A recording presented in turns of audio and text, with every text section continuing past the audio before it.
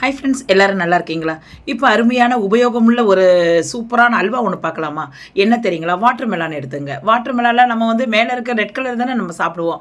ஆனால் பின்னாடி இருக்கிறத நம்ம தூக்கி போட்டுருவோம் இல்லைங்களா? அப்படியே எடுத்து டஸ்ட்பின் எடுத்து போட்டுருவோம். அது இப்போ உபயோகமாக வந்து ஒரு அருமையான உடம்புக்கு ஹெல்த்தான ஒரு இது நம்ம அல்வா ஒன்று பார்க்கலாம்.